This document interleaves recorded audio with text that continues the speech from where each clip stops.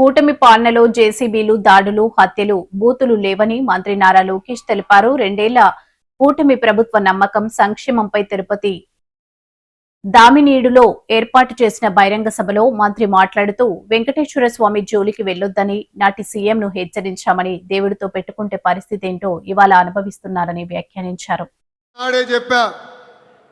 వెంకటేశ్వర స్వామి జోలికి వెళ్ళొద్దు, మాడి మసైపోతామని ఆనాటి ముఖ్యమంత్రికి నేను హెచ్చరిక జారీ చేశా. కానీ నా మాట ఇన్లా, దేవుడితో పెట్టుకున్నారు. ఇప్పుడు వాళ్ళ పరిస్థితి ఏంటో ప్రజలందరూ ఒక్కసారి ఆలోచించాలి. విశ్వవిఖ్యాత నడ సార్వభౌమ స్వర్గశ్రీ నందమూరి తారక రామారావు గారికి సీఎం అంటే చాలా ప్రేమ. ఆనాడు కరువు వస్తే జోలు పట్టుకుని సీమ ప్రజల్ని ఆదుకున్న వ్యక్తి ఎన్టీఆర్.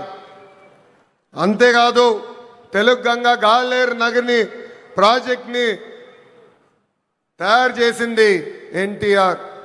మహిళలకి ప్రత్యేకంగా విశ్వవిద్యాలయం ఏర్పాటు చేసింది ఎన్టీఆర్. నిత్యం అన్నదానం కూడా ప్రారంభించింది ఎన్టీఆర్. ఇప్పుడున్న రాజకీయాల్లో విరాట్ కోహ్లీ మన చంద్రబాబు నాయుడు గారు. అవతల వైపు బౌలర్లు మాడుతూ ఉంటారు, కానీ బ్యాట్స్మెన్ ఓన్లీ వన్, అది మన చంద్రబాబు నాయుడు గారు. రాయలసీమను రాయలసీమగా మార్చిన వ్యక్తి మన చంద్రబాబు నాయుడు గారు. ఎవరికి తెలియని సమయంలో బిందు సైద్యం పరిచయం చేసి ఏకంగా రాయలసీమలో రత్నాలు పండే విధంగా చేసిన వ్యక్తి మన సిబిఎన్. హంద్రినివా సుజలా స్రవంతి ప్రాజెక్ట్ని పూర్తి చేసి చివరి నియోజకవర్గం కుప్పానికి నీరు తీసుకెళ్లిన వ్యక్తి మన సిబిఎన్. అంతెందుకు పులివెందల కూడా నీరిచ్చిన గొప్ప వ్యక్తి మన చంద్రబాబు నాయుడు గారు. ఇప్పుడు ఏకంగా 1,00,000 కోట్ల పెట్టుబడితో మిషన్ రాయలసీమ కూడా ప్రారంభించబోయే వ్యక్తి మన ముఖ్యమంత్రి చంద్రబాబు నాయుడు గారు. 2019 నుంచి 24 వరకు గొడ్డలి పార్టీ అరాచక పాలన మనందరం చూసాం. వాళ్ళ చెల్లికి అన్యాయం చేయొద్దని అడిగిన బీసీ బిడ్డ అమర్నాథ్ గౌడ్ పైన పెట్రోల్ పోసి ఎలా తగలబెట్టారో మనం కల్లారా చూసాం. ఒక మాస్క్ అడిగినందుకు ఒక దళిత డాక్టర్ సుబ్రహ్మణ్యాన్ని పిచ్చోడు చేసి ఎలా చంపేశారో ప్రజలందరూ చూశారు. సొంత డ్రైవర్ సుబ్రహ్మణ్యాన్ని ఏకంగా గంజాయి మత్తులో చంపేసిన వాళ్ళ ఎమ్మెల్సీని మనందరం చూసాం.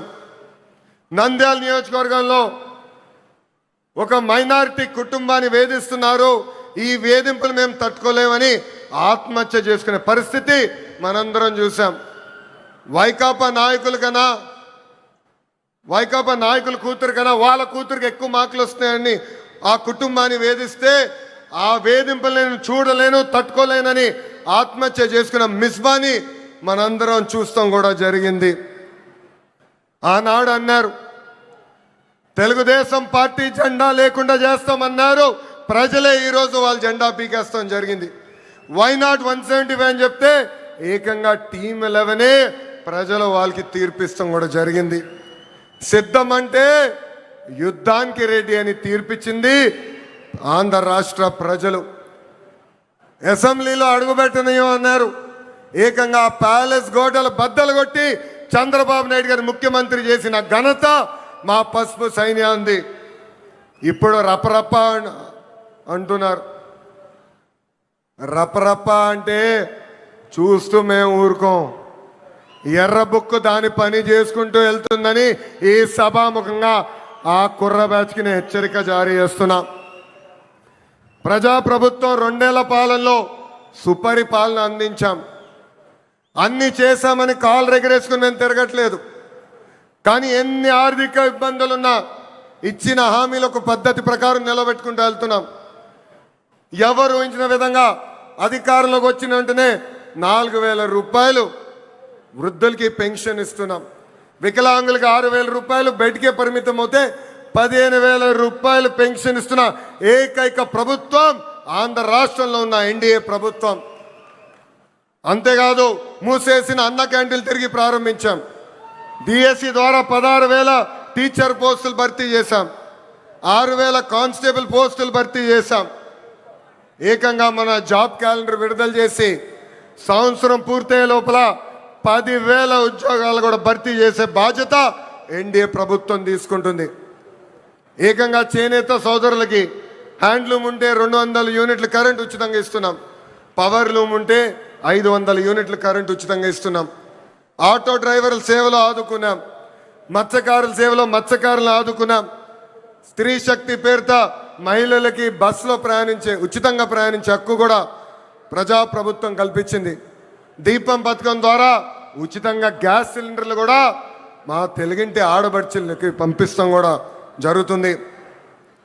ప్రజాప్రభుత్వం నినాదం ఒకటే, ఒకే రాష్ట్రం ఒకే రాజధాని కానీ అభివృద్ధి వికేంద్రీకరణ. ఇప్పుడే మాధవ్ గారు చెప్పినట్లు భారతదేశంలో 100 రూపాయలు పెట్టుబడులు వస్తే దాంట్లో 25 రూపాయలు ఆంధ్ర రాష్ట్రాన్ని ఎత్తుకుంటూ వస్తుంది. ప్రజలందరూ ఒక్కసారి ఆలోచించాలి.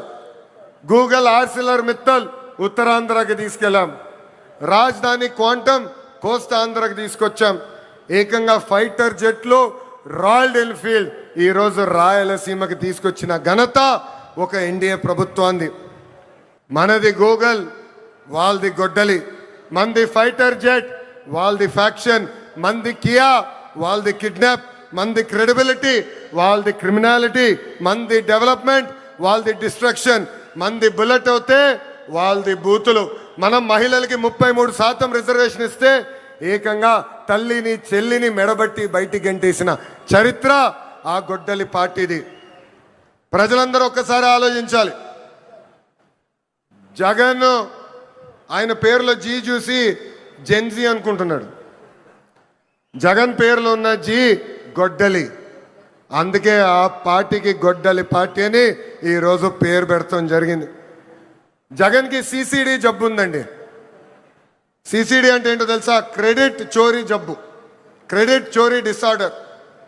ఏకంగా పేపర్లో వార్తలు వచ్చినాయి, ఆంధ్ర రాష్ట్రానికి ఆర్సిలర్ మిత్తల్ ప్రాజెక్ట్ వస్తుందని. ఆయన ప్రెస్ మీట్ పెట్టి